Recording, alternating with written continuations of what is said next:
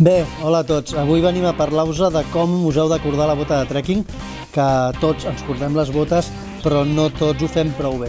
I avui venim a explicar-vos 4 detallets importants que els tingueu en compte, que us ajudaran a caminar segurs i a caminar confortables, estalviant en bona mesura el problema de les llagues provocades per al vostre calçat.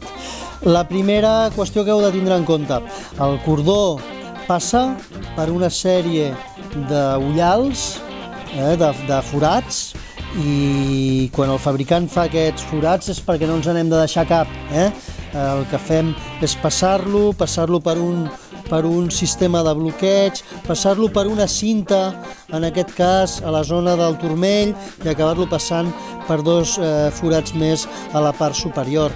Res de tot això és una casualitat, fins i tot passaria per la part de la llengüeta. Aquest cordó passa per la part de la llengüeta perquè quan nosaltres ens el cordem, aquesta llengüeta quedarà ben col·locada, no se n'anirà endins, no es girarà a una banda i no ens farà molèsties a la zona del turmell.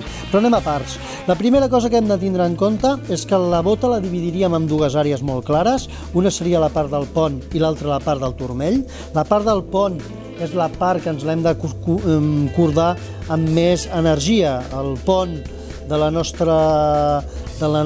peu i de la nostra bota haurien de quedar sent un sol bloc. La idea és que la bota s'adapti perfectament al nostre peu, evitar que el peu se'n vagi endavant, que no ens quedi suelto dins de la bota, que el moviment del peu a dins de la bota sigui inexistent, i això serà una bona manera d'estalviar-nos erosions cutànies o les típiques ungles negres quan el nostre peu desplaça endavant i pica a la puntera. Per tant, aquesta primera part ens la subjectarem amb força energia. Per això tenim, a més, en el sistema de cordatge de la majoria de botes, tenim un sistema de bloqueig automàtic. Nosaltres estirem el cordó i, clec, tenim un sistema de bloqueig que ens permet agafar-nos al pont amb aquesta energia. La segona part del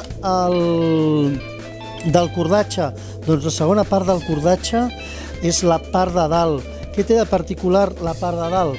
La part de dalt té de particular que no cal subjectar-se-la a lo bèstia, no cal exercir una energia tremenda sobre el turmell, perquè aleshores el que farem és immobilitzar el turmell. I només immobilitzarem el turmell quan estiguem baixant per terrenys molt drets, molt tècnics, on la torcedura de turmell pugui ser un problema més que evident. Però per tot l'altre, nosaltres portarem la bota lleugerament suelta a la part de dalt. Això no vol dir que ens hàgim d'estalviar el pas del nostre cordó per tots els forats. Per tant, el que farem és cordar-nos. De fet, aquí podem fer així, passar-la per dalt i cordar-nos-la. Jo sempre faig una i dues voltes de manera que aconsegueixo que aquest cordó no llisqui.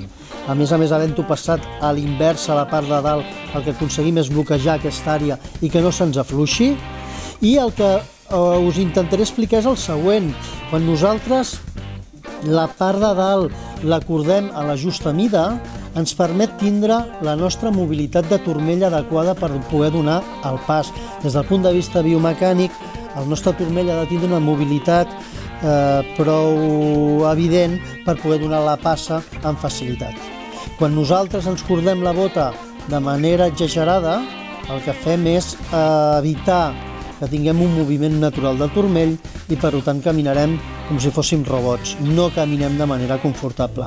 De fet, el que fem és obligar la bota a flexar de manera molt a lo bèstia en aquesta zona, i les arrugues que se'n desprenen moltes vegades ens porten problemes. Per què portem una bota? Portem una bota per evitar torcedures de turmell. Aquesta protecció del turmell evitarà que, si el nostre peu se'n va a la banda esquerra o a dreta, quedi agafat aquí dintre i aquesta